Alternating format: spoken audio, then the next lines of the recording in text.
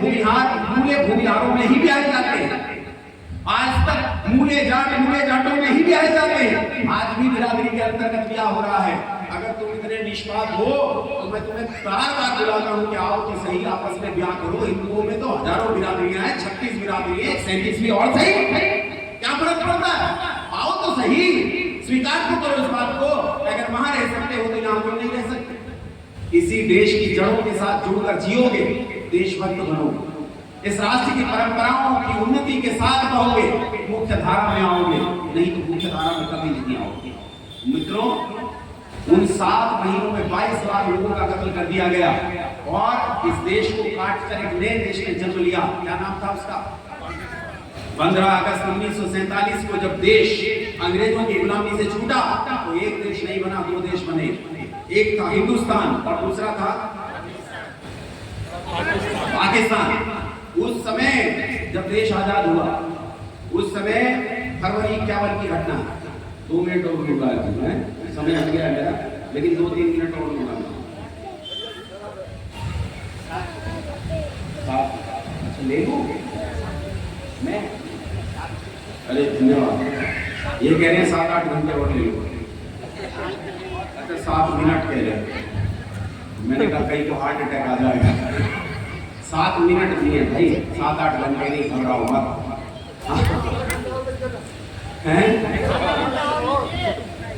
अच्छा सुनो, आगे की बात सुनो। मैं बात यहाँ ये कह रहा हूँ कि उन आजादी के बाद, जिसे आजादी कहते हो, उस आजादी के बाद 51 में 10 फरवरी को कलकत्ता में भाषण दिया सरदार वल्लभ भाई पटेल ने। ऑल इंडिया रेडियो ने रिकॉर्ड किया। आज भी ये भाषण मौजूद है, आप यूट्यूब पे जाओगे ढूंढना, कलकत्ता में सरदार वल्लभ भाई पटेल द्वारा दिया गया भाषण, तो ऑल इंडिया रेडियो का पेज खुलेगा और उस पर आपको ये भाषण मिलेगा। उस भाषण में सरदार वल्लभ भाई पटेल क्या कहते हैं, ध्यान से सुनना।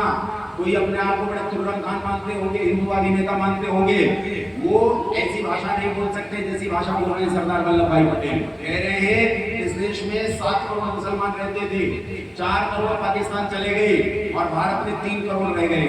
लेकिन मैं जानता हूँ एक ने पाकिस्तान के बनाने में मदद की। कौन कह रहा है?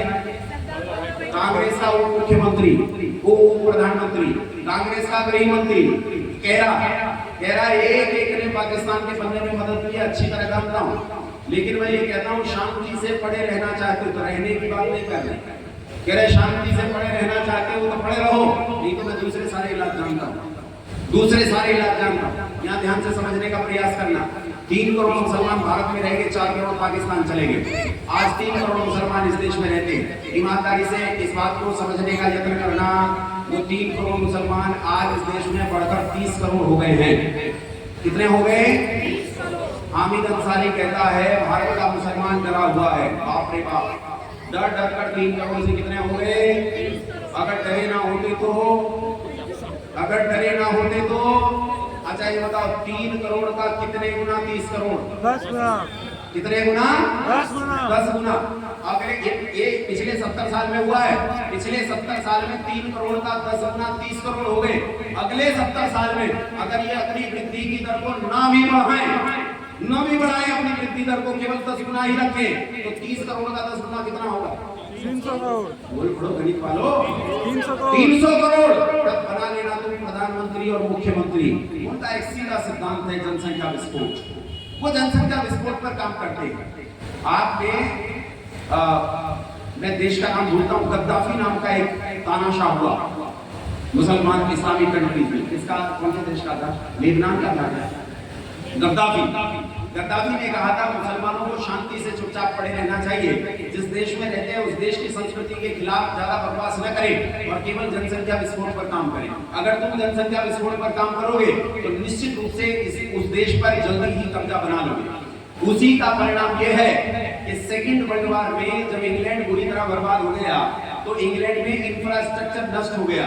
इंफ्रास्ट्रक्चर नष्ट होने पर मिडिल ईस्ट और साउथ एशिया से, साउथ ये जो मिडिल ईस्ट और साउथ एशिया है, यहाँ से अपने इंफ्रास्ट्रक्चर को बनाने के लिए लंदन में, इंग्लैंड में सस्ते मजदूर आयात किए और समुद्री जहाजों पर बैठ कर फ्री में यहाँ से सस्ते मजदूर लेकर गए। वहाँ सस्ते मजदूरों से अपने घर, बिल्डिंगें, सड़कें और सारी चीजें बनवाना शुरू किया।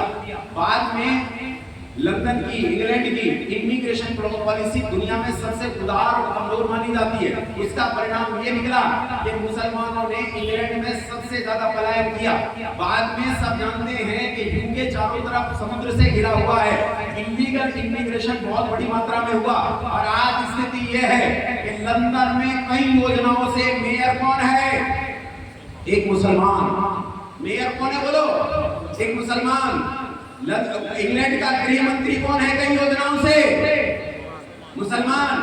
मैं लिख के देता हूँ, स्टाम्प पेपर लाओ।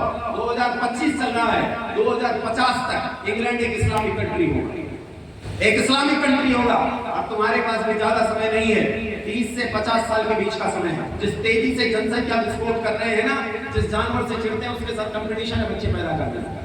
जितनी तेजी से इनके बच्चे बढ़ रहे हैं, जितनी तेजी से जनसंख्या विस्फोट हो रहा है, बंधुओं वो दिन दूर नहीं है जब तुम्हारे हाथ में न वोट होगी, न तुम्हारे हाथ में वोट होगा, न सत्ता होगी, न स्वयं को बचाने का कोई तरीका होगा। और माओ, तुम अच्छे से ध्यान रखो, अगर तुमने बिस्मिल पैदा नहीं किया, तुमने लेखराम पैदा नहीं किया, तुमने श्रद्धानंद पैदा नहीं किया, तुमने गुरुदत्त पैदा नहीं किया, तो ये देश बर्बाद होगा। और देश के बर्बाद होने पर सबसे बुरी गाज किन पर पड़ती है? किन पर पड़ती है? माताओं पर पड़ती है। अगर तुम्हें अपना अस्तित्व बचाना, याद करो रानी कर्णावती, याद करो रानी पद्मावती को, याद करो 19 साल की उस दुबली सी लड़की को जैसे दुनिया की सबसे ताकतवर हुकूमत रानी लक्ष्मीबाई के नाम से जानती थी। याद करो कि अगर तुमने उन्हें पैदा करना शुरू नहीं किया तो ये देश बर्बाद होगा। जिम्मेदारी इनकी ज्यादा नहीं, तुम्हारी ज्यादा। इसलिए अपने बालकों को तैयार करना शुरू करो, नहीं तो हालत बहुत खराब है। कैसे करो? कैसे करो? मित्रों, 3 करोड़ मुसलमान बढ़कर कितने हो गए बोलो? 30 करोड़। 30 करोड़। आज जो 30 करोड़ हैं वो सुनना, सरदार वल्लभ भाई पटेल का जो भाषण मैंने बताया, घर जाकर यूट्यूब पर जरूर सुनना उस भाषण को। उसी भाषण में सरदार वल्लभ भाई पटेल कहते हैं, वही बात मैं तुमसे कह रहा हूँ, मेरी बात नहीं, सरदार वल्लभ भाई पटेल की बात है कि उन्होंने उस समय जब पाकिस्तान लिया तो मजहब के आधार पर लिया था कि किसी और आधार पर? वो पाकिस्तान किस आधार पर बना? अब ये बताओ, मजहब बदल गया? बोलो, क्या बदल गया? वो गुजराती स्लैंग में बोलते हुए कहते हैं सरदार वल्लभ भाई पटेल कि आज क्या बदल गया? दीन बदल गया, ईमान बदल गया, मजहब बदल गया।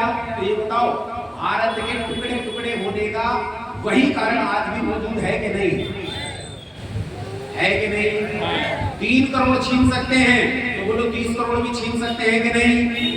1/3 हिस्सा तब छीन लिया था, 2 हिस्से तुम्हारे पास बचे। अगर 30 करोड़ आज हमला करते, वो कहते भी ना 15 मिनट के लिए क्या हटा लो? अरे सुना के नहीं सुना? ये नाम नहीं होता मैं ओवैसी का, तुम समझ जाना। कहता है 15 मिनट के लिए पुलिस हटा लो, 15 मिनट के लिए पुलिस हटा लो, फिर हम बताते हैं कि उनकी क्या हालत करते हैं। 100 करोड़ वो योजना के साथ है भाई, योजना के साथ। तुम योजना के साथ नहीं हो, तुम्हें बात समझ में नहीं आ रही है। तुम्हें बात समझ में कब आएगी न जाने कब बात समझ में आएगी। इस बात को समझो कि आज भी दीन मौजूद है, ईमान मौजूद है, मजहब मौजूद है। अगर एक और बार भारत को बांटने की बात आई तो 3 हिस्सों में से 2 हिस्से गए तुमसे, बचा कितना? 3 हिस्सों में से ये कितने दिन रहने देंगे तुम्हारे पास? दुनिया में मुसलमानों के 50 से ज्यादा देश हैं, ईसाइयों के 100 से ज्यादा देश हैं, हिंदुओं के कितने हैं? कहाँ है? 2 है कोई? यही एक जमीन बची है, तब कहाँ जाओगे? तुम्हारे पास में कोई उपाय नहीं है, मैं उपाय देता हूँ, जाओ तुम मरो हिंद महासागर। इसके अलावा तुम्हारे पास कोई उपाय नहीं है, यही एक उपाय।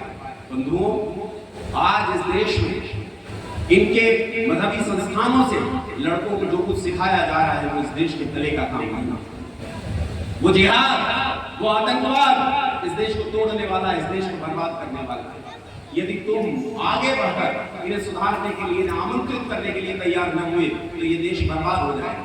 इनकी जहनियत बिगड़ गई, इनके संस्कार बिगड़ गए, ये मानवीयता को नहीं पहचान रहे, इन्हें पता नहीं है मानवता क्या है। अरे जो छोटे छोटे बच्चों तक को नहीं छोड़ते, महिलाओं तक को नहीं छोड़ते, उन्हें गोली मार देते। पहलगाम में गणपति पर सटा कर गोली मारी गई। क्या पूछकर धर्म पूछकर गोली मारी गई। गणपति पर बंदूक सटाकर गोली मार दी गई। तुम बचोगे। इसलिए आज इसे यहाँ से प्रण लेकर जाओ, एक प्रण लेकर जाओ कि आज मैं यहाँ से जा रहा हूँ, लेकिन आज मैं शपथ लेकर जा रहा हूँ कि अपने जीवन में कम से कम 2 मुसलमान या 2 ईसाई या 1 मुसलमान और 1 ईसाई को मैं जरूर समझाऊंगा, उसे राष्ट्रभक्त बनाऊंगा, उसे सनातन संस्कृति में लेकर आऊंगा, उसे अपना भाई बनाऊंगा, उसे अपने घर में वापस लेकर आऊंगा, उसे शुद्ध करूंगा। बोलो करना चाहिए कि नहीं करना चाहिए? अब एक बात बताओ, अगर 15 करोड़ हिंदू ये ठान ले कि मैं 2 की शुद्धि करूंगा, तो इस देश में कोई देशद्रोही बचेगा? कोई गद्दार बचेगा? यही उपाय है, दूसरा कोई उपाय नहीं। आओ शपथ लो और इस शपथ के साथ इसे खत्म करते हैं। मेरे साथ बोलोगे? बोलो मैं शपथ लेता हूँ। अरे कुछ और ही बोल रहे हैं।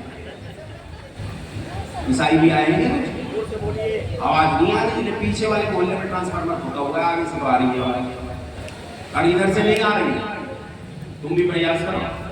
अरे एक स्त्री जिसका जीवन नरक, सिर से लेकर पांव तक काले तिरमाल में ढकी है, उसकी त्वचा को भी सांस लेना चाहिए कि नहीं? बोलो लेना चाहिए कि नहीं? उसे भी सुख से रहना चाहिए कि नहीं? उसे भी पति के साथ लड़ने की हिम्मत होनी चाहिए कि नहीं? उसे भी पति के साथ रोज झगड़ा करने की हिम्मत होनी चाहिए कि नहीं? है? उसे ये डर ना हो कि वह एक बात कहेगा तलाक तलाक तलाक और तेरी जिंदगी तबाह हो जाएगी। हमारे यहाँ कहे तो 2 बार कहे, 6 बार कहे, छोड़ के दिखा तेरी अगर जीना हराम न कर दिया तेरा। इसे कहते हैं परिवार। हमारे यहाँ संबंध बनाने का नियम है, संबंध तोड़ने का नियम नहीं है। तलाक का कोई विधान हमारे यहाँ, स्त्री की दुर्गति नहीं हो सकती, यहाँ पुरुषों की होती है भैया। है बेचारा कुड़ता रहेगा। एक तरफ माँ कहती है जब से पत्नी आई है जोरू का गुलाम हो गया, एक तरफ माँ कहती है ओ नमाज हुआ है इधर आप, माँ के आंचल से भी बाहर निकल जाए। पुरुष की दुर्गति, स्त्री की कोई दुर्गति नहीं। यहाँ तो रानी है, सिर पे चढ़ी रहती है, पत्नी भी और माँ भी, बहन भी और बेटी भी। यहाँ तो शासन करती है, शासन। बंधुओं यहाँ सुख है। इसलिए बताओ तुम्हारी भी जिम्मेदारी बनती है। आना बोलो मैं नहीं बोलोगे तो 7 घंटे वाला लूंगा उनका, 7 मिनट वाला। बोलो मैं शपथ लेता हूँ कि अपने जीवन में कम से कम 2 मुसलमान या 2 ईसाई या 1 ईसाई और 1 मुसलमान, कम से कम 2 विधर्मियों को देशभक्त बनाऊंगा, पवित्र बनाऊंगा, राष्ट्रभक्त बनाऊंगा, सनातन संस्कृति की जानकारी दूंगा, दीन की दावत दूंगा और इन 30 करोड़ लोगों को लौटाकर वापस गले से लगाऊंगा। बोलो इन 30 करोड़ लोगों को लौटाकर वापस गले से लगाऊंगा और देश को अखंड बनाऊंगा। बहुत धन्यवाद। प्रणाम।